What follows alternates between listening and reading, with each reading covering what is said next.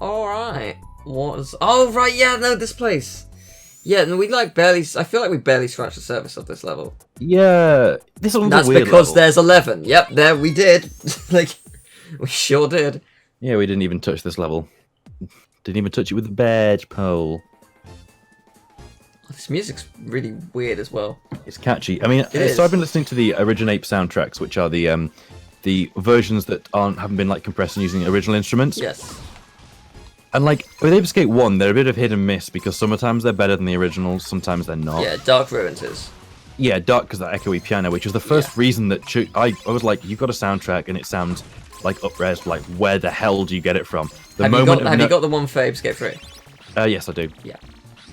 I've listened to some of it. I've listened to like the Heaven Mountain we did in the last video. It sounds better. I think it sounds like it's good. just slightly better quality. It's so good. I love that theme. Makes me very happy. I was trying to think though, like Ape Escape 1, like the music is sort of gone back to like Ape Escape 1 levels, but I still feel like it's not got the same identity. No, it's a mixture, I think, of the two. And I don't think that's a bad thing. I think that I mean, you know, fitting, it feels very much like something for TV. Actually, yes. Like this feels like a theme tune for a TV cartoon. I think or maybe like a credits theme for a cartoon. This game's tone is very different to one. One's tone was, we've been through this many times. One's tone was grittier. I think like the the mistake. Yes, I think Oh no, there's still one in there. I was gonna say, I think the mistake we're making. No, I have got them all. Okay. Yeah, I was gonna say, I think the mistake we're making is we're trying to compare them, and they're not really comparable in the respect that they are so different thematically. Like you can't really say that. You just can't really compare them because they're aiming for completely different things and they achieve very different things. I agree with you. I think it's one of those things, isn't it? It's just it's shite. You want to be able. It was that fire bit that you didn't do last time. It's not worth. You want to drive around. Yeah, I didn't know how close it was. But it's about halfway around the track. Yeah, I see that. Yeah, it literally is. Yeah, that's alright. No, it's like 3/4 of the way around the track. It's fine. But yeah, no, I agree. I think there's such a desire in I think almost in human nature to want to sort things and say this is best, this is the best. But like as we've said before, it's difficult to sort of put these in a ranking because they are so different. Yeah. I think it just boils down to which one did you enjoy the most, and I find that difficult as well because enjoyment isn't necessarily something you can just put into like I don't know. Yeah, I think it's safe to say we both like Ape Escape 1 and 3 equally or close to equal for very different reasons. I thought you were about to say, instead of saying close, I thought you were about to say cloaca. No. Okay. I wasn't going to. But since we've gone on that subject, so how's your cloaca? I mean, oh god, the jokes I could make out of this are just probably not suitable for YouTube. Cloaca sounds like the name of your future daughter, Daddy. Jesus Christ. Please don't do that again. It's weird when it's said like that serious, it catches you off guard because I'm used to it being a total joke thing. When someone said it like seriously, like me and Daddy will be very upset at you, I was like, oh boy, what the fuck? This is just so weird. But Daddykins! Oh Jesus. This sort of remind me of. I want to buy a pony. Lovely... Daddy, I want a pony. Yes, that's correct. Yeah, Daddy, I want another pony. So do you remember much about the Great Glass Elevator? No, I've never read it. Is it in a film as well, or is it just the book? They might have filmed it, but I feel like it's yeah, because I mean, it's technically. I mean, I don't know much about it apart from obviously it's like part of the Charlie and Chocolate Factory Willy Wonka thing. I mean, it's technically used in the Tim Burton one. Like they do go in a Great Glass Elevator. Oh yeah, they do because they smushed it all together into one unholy abomination. I like that film. I do not. It was basically about like Willy Wonka, and I was like, I don't really care about Willy Wonka. He's a bit uninteresting. I quite liked I quite liked that they changed things up a bit. So you know Kenneth Branagh? Yes. You know how Kenneth Branagh, when he films stars and stuff, always feels like he's acting as Kenneth Branagh portraying this character rather than the character. I mean, I for some reason, as a kid, when we watched one of the Frankenstein films with Kenneth Branagh in, had a bit of a disliking for Kenneth Branagh because of his obsession with himself. Right. That's not going to work. Oh, wow, no, that did... No, you dead. And, like... I forget where I was going. Yeah, I know what I'm just hating on Kenneth Branagh. Yeah, yeah. There was a reason I came to this from something else. Okay, Willy Wonka. Yes, Are you trying to say that? It felt like a film for Johnny Depp by Johnny Depp, and here's Johnny Depp acting as Willy Wonka as Johnny Depp. Wait, what the hell does that say? Hidden Treasures. Hidden Treasures. So yeah, it's sort of the same thing. I mean, I find like, yeah, Kenneth Branagh. Yes, it's all down to Kenneth Branagh. At the end of the day, Kenneth Branagh. Yeah.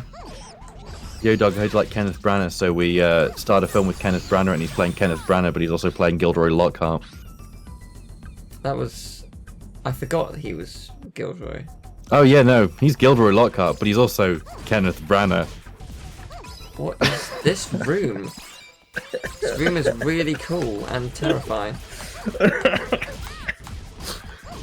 What? Yeah. No, sorry, I was too busy just crying at, like, just the last 2 minutes of conversation to work out. You realise he's going to tweet at me. Hate internet storm. You hate on Kenneth Branagh. No, I mean, I'm sure he's a nice guy. No, I'm sure I he's have a no lovely guy. like qualms against him as a person. It's I'm just sure he's a lovely guy. there was a kid's like, it was an English project where our teacher was obsessed with Frankenstein in its entirety. And like, I wasn't that big on it. Like, I got some of the messages. As you're a kid, you don't get everything. But oh wow, oh what? Oh, that was really just so. Oh, this is cool. If That's so fucking cool. Oh, that is nice. Hold on a second. You know what this is like? Yeah. This is like how Link Between Worlds is rendered. Yeah, it's Link Between Worlds. That's So you can so fucking cool. That is so cool. That's really cool. Okay, I love that. That was a nice play on perspective. I almost wonder whether the camera wasn't supposed to break like that. I think I don't know, but it was majestic, and we got to see something super rad out of it. It's pretty disappointing. This level has so much to offer, and we really only scratched 2 places. It feels like the first time round, yeah. Which is good because I feel like this is the game expecting you to come back, and like it actually losing all the monkeys and having to come back is part of the plot now. Yeah. Which I'm sort of okay with. You can press the 2 sticks in to do a like. Oh no, you can just. No, push them out. Push them out. So push them away from each other. The 2 control sticks away from each other. Oh! What? The game at no point teaches you that? Nope. You kind of need to know that. Yeah, no, you do. There might be a phone somewhere that you might have probably. missed. You kind of need to take a bit of a run up, but not directly. There you go. There you go. Yeah, when you said away from each other, I thought you meant forward and back. No. No, it is. That's what I should have said. Push one right and push one left. Push the left one left and the right one right. Yeah, I see what you mean. I mean, yeah, that's really cool though. It's nice, but I think this thing controls like absolute arse. It didn't control bad earlier, but in a confined zone like this, it's not ideal. But yeah, it's interesting enough. So what happens in the Great Glass Elevator? I don't know. I haven't read it, but there's an unfinished sequel, which is a bit sad. Is there? Yeah, in which Charlie's family, Mr. Wonka, are invited by President Gilligrass to have dinner at the White House. And at the White House? Yeah, as a thanks for rescuing the spacecraft from its attack on the Vermicious Knids. Dahl only wrote the first chapter, which is on display at the Roald Dahl Museum. Oh, interesting. That's very cool. Apparently, apparently the book picks up the previous book left on where Charlie and the family aboard the Great Glass Elevator. It accidentally goes into orbit, which docks them at Space Hotel USA. Huh. Interesting. And loads of other stuff. There's oh wow! Shortly after their arrival, they discover the hotel has been overrun by dangerous shape-changing alien monsters known as the Vermicious Knids. The Canids cannot resist showing off and reveal themselves by the fight. Oh, okay. That sounds pretty interesting and childlike, but also sounds pretty terrifying. Sounds like a plot point to a Star Trek thing. I was thinking more about like level, but okay, so this technically applies to both topics of the recording session: games which hide their loading screens and also games that have final levels. I mean, most games have final levels. You mean no, but good final levels. I should say. Good, yeah. So this falls under both, I think. Persona 4 and Persona 5. Oh, we're back to Persona. Because okay, I'm not gonna. Okay, I can't speak about the final levels without spoiling them, so I won't. They don't really hide their loading screens very well. I think Persona 5 does. I think Persona 5 hides it very well. Their loading screen is in the day, the day advancing. Oh, whoa, that was a weird noise that came out of my mouth. I just opened my mouth and this noise happened. I don't know if you got that on recording. I didn't. What would you like to try and replicate it? No, I can't. It was just a croak or something. I mean, it does, but then there are other times where it's like, take a break and swing around. It does a good way of dressing them up, but you know they're there. Yeah, but I mean, that's the point. Like, they dressing up is just as good as hiding them. I don't... Yeah, it is in different ways, but you're like 100% know you're there. Whereas this game fooled me for years into thinking it's not got a loading screen. Okay, I've got one. I got a good one. Go for Jak and Daxter 2 and 3. Okay, so basically, there's different checkpoints. It loads the entire city, but there are different checkpoints which lead to different sections. And because of it's impressive that it's able to load so much, but obviously it's a PS2 game, can't load all of it. So it you basically go through like barriers, so to speak. Oh, I see. Yeah, you go through barriers, so to speak. And it's like a gate where you, like, the door opens and it's a city checkpoint, and that is loading the next area when you're in that city checkpoint. But it's not really noticeable. It just feels like you're waiting for the door to open, and it doesn't even take long. It takes like 3 seconds, if that. Also, can I point this out quickly? This is Brio. Brio? This is basically Brio. What is Brio? Comment, everyone, if you had Brio as a kid, and if you now look at it and realise it's massively expensive and has gone up in price by a crazy amount and is only sold in Harrods. Again, what is Brio? Brio is... So you'll have seen something equivalent to this, which is like a wooden block connected train track, which is what you've got here, right? Uh-huh. Brio is a form of that was popular in the 90s. They had like licenses from Thomas the Tank Engine to produce trains for it. Right. And it was just one of the variety. There's a lot of knockoff brands now, but there didn't used to be. Right, I see. The way you described it for a second, sort of... Oh, turn around. Please turn around. Kind of reminded me of, like... It's gonna sound weird, but like Mousetrap almost? Yeah, it kind of has that. Oh, how the hell did that happen? Through skill and determination. Also, for this, I get a mighty prize. I like this area. That was a really cool way. Yeah, this was super rad. I love this. It was like the RC car is the perfect companion for this kind of area, and they used it really well. Yeah, this is fantastic design. I almost wish it was a bit longer. Yeah, I feel like if it was, though, it would be a problem, because if you screw up at any point, you'd have to restart it. Yes, I think it's just the... Yeah. But, yeah, no, I'm sick of you now. Monkey! You will die now. Have I missed anything else? It's hard to tell. Oh, hello. Oh, there's going to be so many treasures for me. Oh, yes. Senpai noticed me. So actually, I should notice in this recording session, recently there was a T-shirt that went you could buy from some sort of reputable T-shirt selling place. It was a Ape Escape T-shirt. The Yeti. Yes, and now I'm wearing that T-shirt for this recording session. Oh, and then the game crashed. It's yeah, that is a super cool T-shirt. I nearly bought it. Was there any sort of charity stuff involved in that? Yes, it was for GDQ. I think it was something like 40% of the profits, maybe 50% goes to GDQ. And GDQ spends it doing what? GDQ, do you not know what GDQ is? I know Games Done Quick do, but I assume they don't.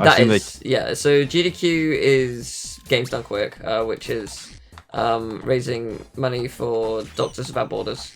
Right. And they used to do cancer research. It's evolved to Doctors Without Borders, but they they do 2 major charity gaming marathons each year, January and usually July, sometimes late June. Yes. And so, I mean, it's a week-long thing, and they raised 3 million, over 3 million in the latest one, which is absolutely incredible. Yeah, definitely. I mean, that's the nice thing, right? We have there's a lot of show of gamers being toxic. Like, it barely goes a day without some gamers being toxic. Like, a bunch of people being, horrific to someone who decided to sell their bathwater just because other people would buy it. Or that list could go on. People being sent death threats because, you know what I mean? Like, yeah, it goes on. But it's nice to see that, I mean, GDQ can be like an awkward fest just full of like social awkwardness. Yeah, but that's the fun. That's part of the fun. But that's what I mean. Like, it doesn't matter. None of that matters at the end of the day because they raise. Everyone's there for a good cause. And it's awesome. For the most part, people who call themselves gamers or just play games or just whatever that is are able to like raise an incredible sum of money that will make a difference. Yeah. And it's just nice to know that people can get together on that cause because, at the moment it's just toxicity all over the place, and it's nice to see it's not always the case. I think that's not necessarily true. I think there's toxicity in various locations, but that's always going to be the case. There's always something that's going to cause toxic behavior. I'm not so. Oh, Mama and Papa, Pappy, oh Pappy. Sorry, I fucking destroyed that moment. Let's start again. I agree that like it's in specific areas, but it's very easy to find, and you only need a few very loud toxic people to create something very noticeable. Like it just sets off a chain reaction. Yes. Yeah. But at the same time, there's also been like a lot of really good like video game gamers sort of standing together recently, like especially with the video games don't cause violence kind of like movement. Yeah, I mean we all know that's true. There's enough evidence for it. I just like it. I don't think anyone needs to stand by that anymore because it's like I feel like people do just because people in power will push that, and it's not good for anyone. Yeah, but like there's only so far you can push that, but before it like becomes you hardly. I don't know. It's such a big. It's such a big revenue stream for a lot of places. I mean, there was a really simple graph which just said revenue stream from video games on one side, and then violence, gun violence on the other. And surprise, surprise, the US was the only one that had a huge gun crime. It's we all know that it's not caused by games. From one of the studies that I read that I wish I could link, but I can't remember. So treat this with a pinch of salt. Look it up yourself. It's basically just the only thing that happens is it will increase temporary aggression because if something annoys you in a game, it causes you to be aggravated by it. But like it's temporary. But that's like and for anything. The most point, yes. Someone could be raining and someone could drive over a puddle and it splashes you. That's temporary anger. I mean, it is, but it's not quite the same because, like, in a game, you can get like very angry at something very quickly. That it's not quite the same, but it still is relatively temporary and relatively harmless. I find if I get angry in a game for whatever it may be, like if I step away for 2 minutes, I'm fine. Like Ape Escape 2 time trials. Yep. Or any any speedrun. There was the interest, and this is the sort of thing. It's nice to be able to look at that and go, we've got good enough evidence, I think. Unlike the evidence that VR might be causing dementia. Tune in next time. Wait, what? That's a thing people are saying? Tune in next time to find out more. No. Do we want to open the next video with massive depression? It's not that bad. It's interesting, but it's not. All right, fine. Right, so dementia. Let's go. No, it's basically about the idea. It was an interesting study done on mice. They gave mice a 360-degree VR setup. Like, just think about that. Okay. Think about mice having a 360-degree VR setup. The pinky and the brain. Yeah, I mean, that's what springs to mind. And they found that, like, a lot of the brain activity, like when you're in a place, the brain activity responsible for like mapping out that area doesn't light up in VR. Oh, interesting. And that is also something that's associated with early onset dementia in places. And so what they're saying is, well, there's a correlation between those two things. We're not establishing cause and effect, but like we should probably look into this because it's worth knowing about. If we've noticed that there's a trend, not a trend, but a correlation between these two things, or there's a similarity between how the brain works in these two areas, then it might be able to cause that. But I think the big point was it's worth discussing it. It's worth doing more research, but it's not worth going crazy and saying, "Oh, it's causing dementia." Yeah. But it's interesting because it does, the brain responds in a very similar way, and it was very interesting to see, like, because we've got no real idea of how VR affects people. Yeah, not properly.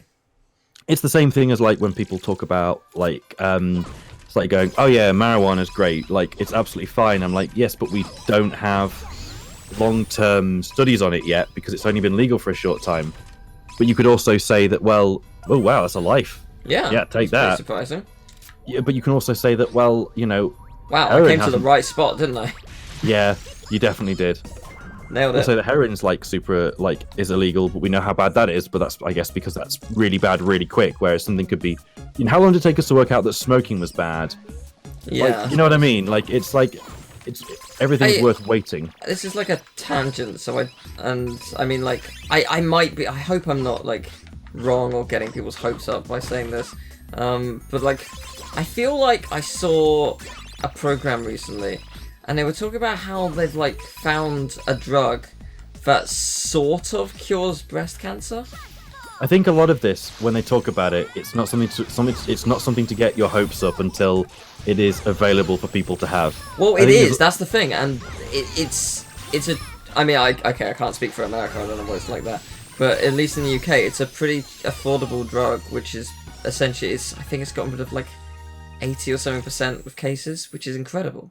That sounds too good to be true. I know, but I swear I saw something on that recently. There was. I can't think of where I saw it, but I do remember seeing something on it. I was just like, oh, it was on TV specifically though. So it was, maybe it was like the One Show, or maybe it was something passing in the news. I can't remember. But... Yeah, it's really difficult because the news love to report on that sort of stuff straight off the bat, and it's not always quite right, and it's usually really overly optimistic on it. It's always worth like having a look yourself when you hear these things and trying to. But regardless of that, the movement and progression that people have made in researching it is astounding. We're definitely getting there, I feel. Yeah, it's moving along. I mean, there's an interesting one about Parkinson's, actually. This is just all talking about these. Yeah, I'm leaving that level in the same video because it was such a short level, and we've been talking about depressing stuff. A quick fun thing about it was Parkinson's, I think. So this woman. Can you use the words Parkinson's and fun? Okay, so we'll start from the top. It's really interesting. Okay. She basically her husband got Parkinson's, but about 5 years before she started to know, or maybe 10 years before, she commented on that he had a slightly different scent.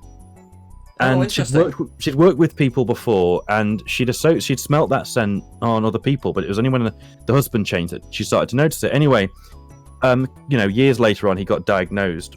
I think it was Parkinson's. It might have been dementia. I can't quite remember which one, but you can look it up because there's a lot of news articles on it. She was able to smell it, and anyway, she actually went to ask people, like, I think I can smell the change, and went to doctors and started to do trials, like, and was able to detect whether people had it based on her smelling of them. She said it was like a musky smell. Yeah, and they were able, through trials on her, like, to find out what smells it was, find the chemical that caused that smell, and they found that you can diagnose with fairly good accuracy up to 10 years before symptoms happens. That's awesome. 10 years before symptoms happens. But what amazes me is the fact that this came from a person. Like, a person, we didn't discover this in like a scientific trial. A woman was able to smell it on her husband. It just baffles the mind. Yeah. That's incredible. It is, and it makes you go, wow. And is there like a cure for Parkinson's yet, or? Well, I think it's one of those that you can catch early. You can mitigate some of it, or you can extend the. You can push it back. Yeah. I don't know other than that. But anyway, it was like it's crazy because you can now they've now turned it into a test that you just have to send something off. They test whether the presence of this chemical. Bang, you're done. That is awesome. Yeah, it is. Really so happy note. Yay! Episode over.